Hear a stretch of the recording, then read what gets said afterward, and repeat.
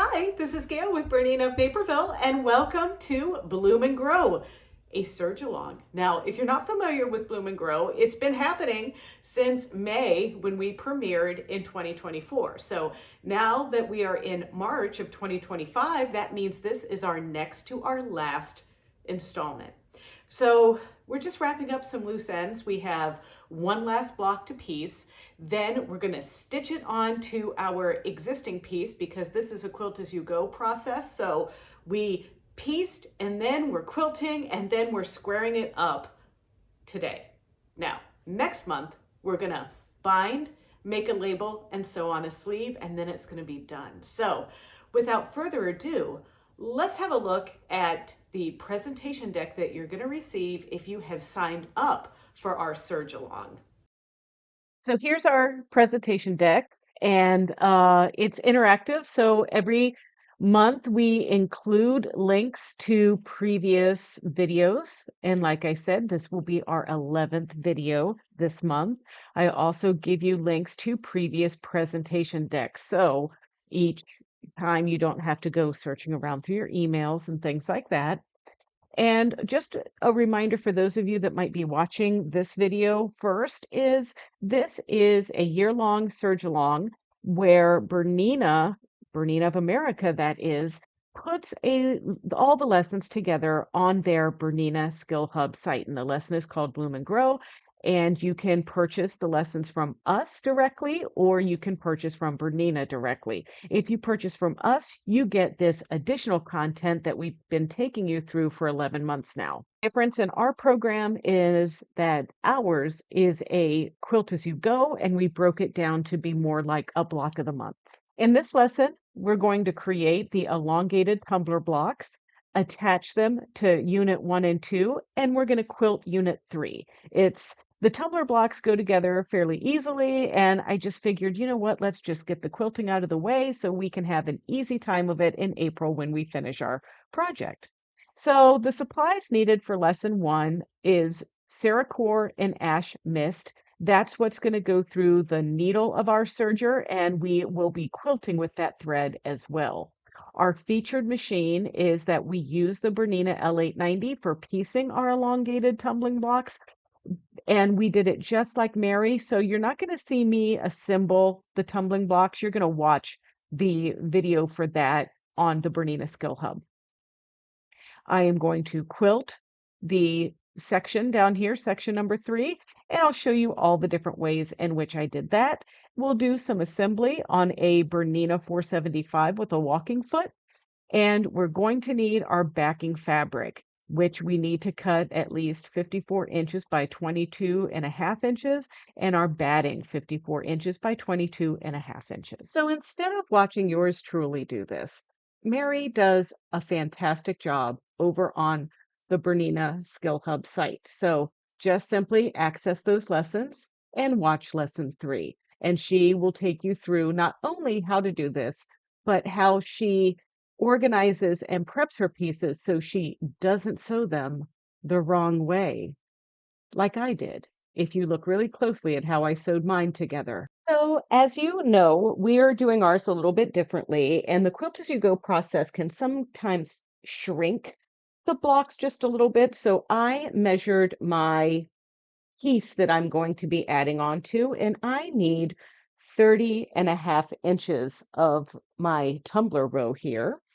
And this is still 11.5 inches tall, and it pairs with my piece for my flower pot here. Now, I removed the initial piece that I had here and made it a little bit wider, just so my measurements as I do my quilt as you go techniques will line up nicely. So now on the sewing machine, just because it's ready to go, I'm going to just stitch this 1/4 inch seam here. This is where we're going to be adding our last row. And if you watched last month, you know that we pretty much just stitched the backing right sides together to the back. And this is directional, this fabric that I'm using. So I'm going to turn this over like so that when I put it on, my Bernina words are going to We're going to flip the right way. And I rarely do this. I'm not a big fan, so forgive me, but this is selvage and I don't want to stitch this into my seam. So I'm going to rip this. But I don't like ripping fabric, and I'll tell you why, because it can sometimes distort just a little bit. So do this at your own risk. Oh my gosh, I can't believe I did that. And see how, if you look, it kind of distorts a little bit, but I think that'll be in our 1/4 inch seam allowance. I'm not gonna lose sleep over it, okay? All right, so now let's, and I've got way more than I need here, so we're gonna take our time,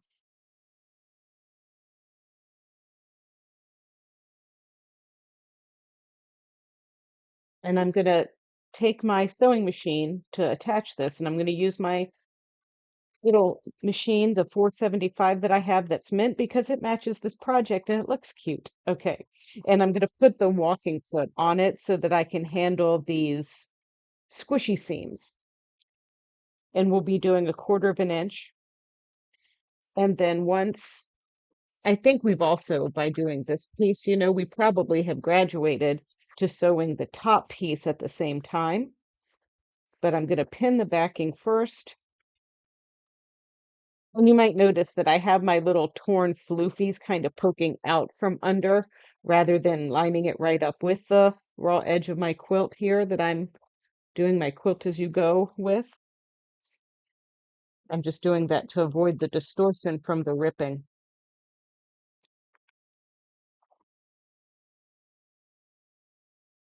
Okay, so now it's time to place our other piece on. And yes, there's batting that's going to go in here, but I'm going to actually sew my back and top on, and then we're going to insert the batting in between. And we've got some crucial seams that we need to pay attention to here, and that is our seam here that is our flower pot that joins the flower portion. That the flower pot, goes under the flower. And I just want to pin this into position.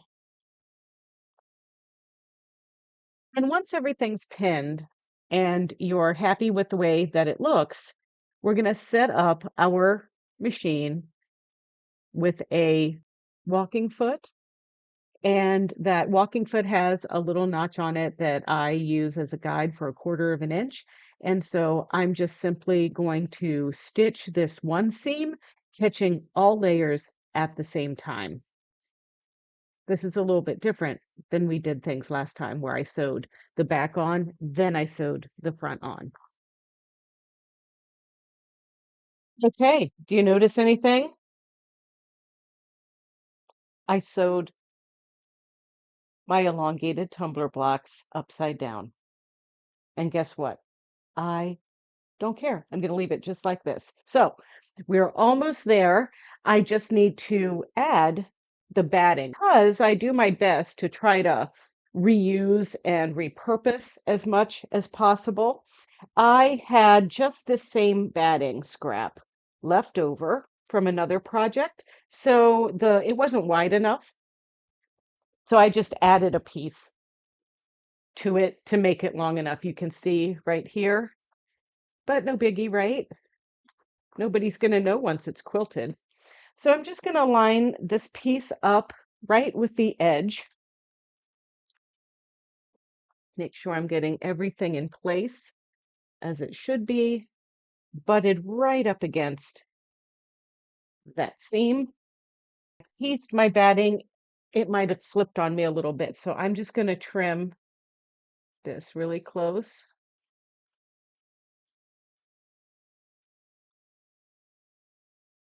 There we go. And then I just want to make sure everything fits when I fold it over. Looks great.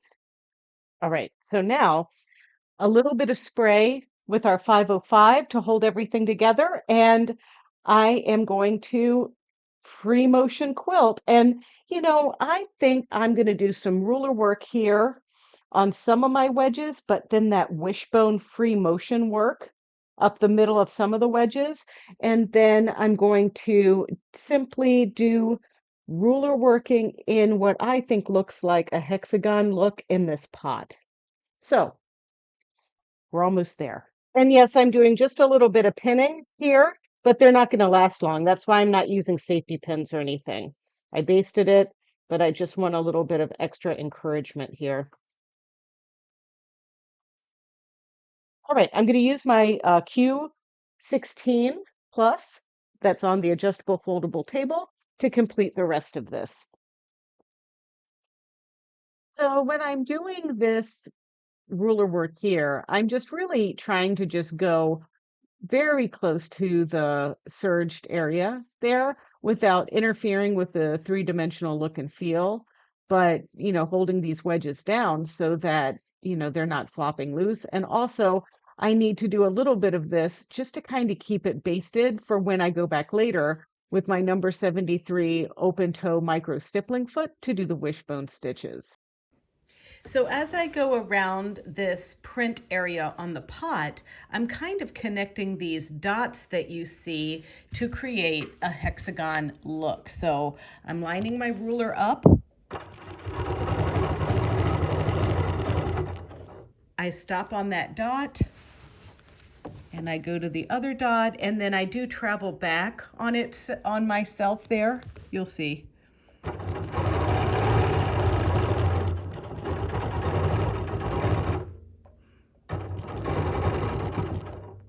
So that I can move forward down the path here. So now I'm going to go down this one. And I'm going to go this way now.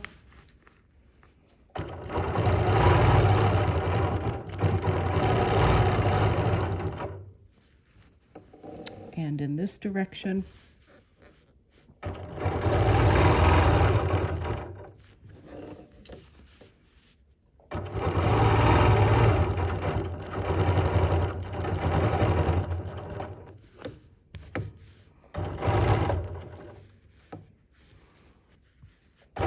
And just for fun, let's just do simple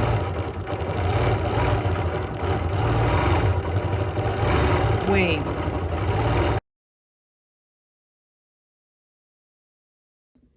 And now I'm going to do a little wishbone stitch like you see here in my gray wedge areas. And sometimes it's hard for me to decide which way I'm best at doing this. So I think I'm going to start up here.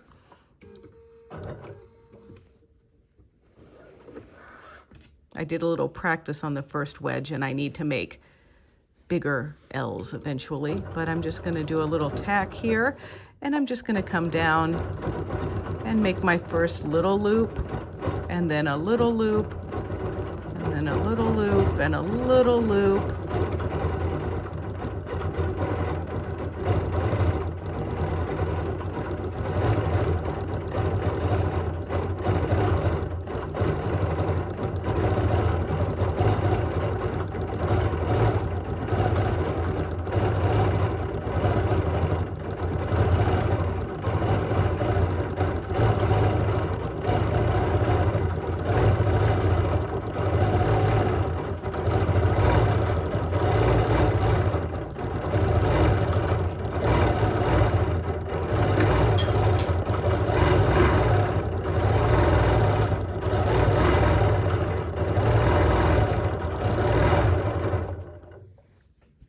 Something like that.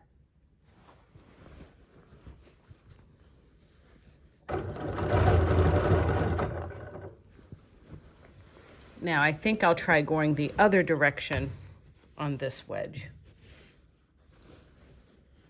I'm not saying it'll be a success.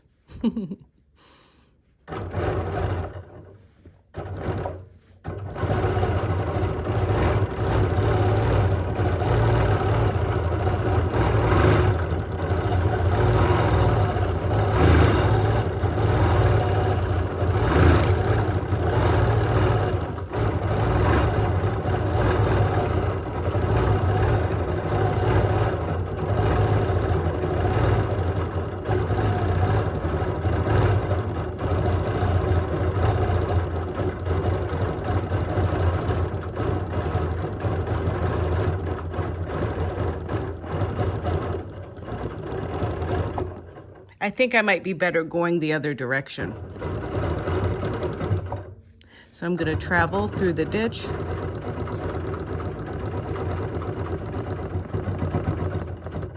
There we go.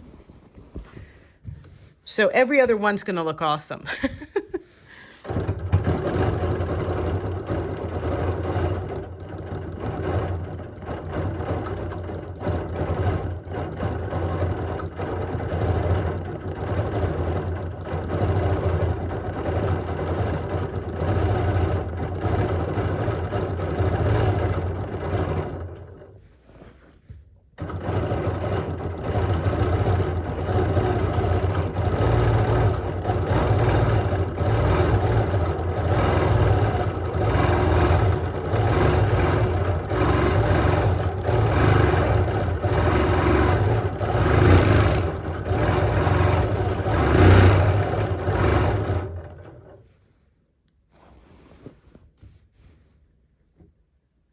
I don't think they look bad.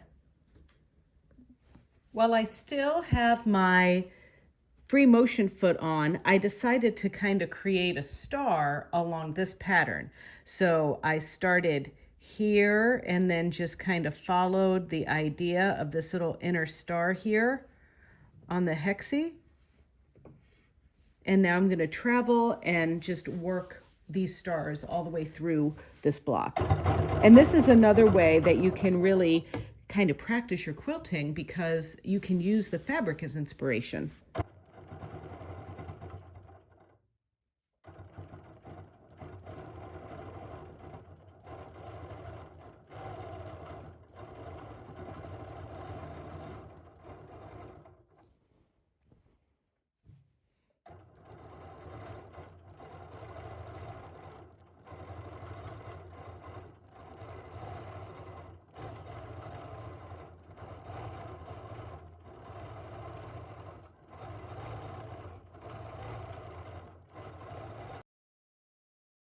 Right, it's all quilted and everything. I'm pretty happy with it. So now we're going to square it up. And this is as simple as getting the biggest cutting mat you have and making sure everything is nice and straight. Now, some of you might be a little concerned that this is white batting and this is cream. It is the same batting. It's just one is the bleached and one is the natural. Quilters Dream Cotton Select Loft, for those of you that want to know what kind of batting I use sometimes, but I mix it up. I'm a big fan of bamboo too. I really like bamboo batting. Let's have a look at it. All right, I have to tell you, I made a little mistakes along the way and all of that, but at the end of the day, the result looks fantastic. So I just can't wait to bind it and get a label on it and call this a done deal. I don't know how you feel, but I would like to make a call out to anybody who wants to share their Bloom and Grow quilt with us so far, or if you've already finished it or whatever. I would love it if you could tag us at BERNINA of Naperville on Facebook, Instagram, or Blue Sky. All right, only one more to go. And if you enjoyed this tutorial and you want to see more, don't forget to check out our BERNINA of Naperville YouTube channel. It's easy. It's youtube.com/BERNINA of Naperville, and there you can like, comment, and subscribe. Thanks for watching.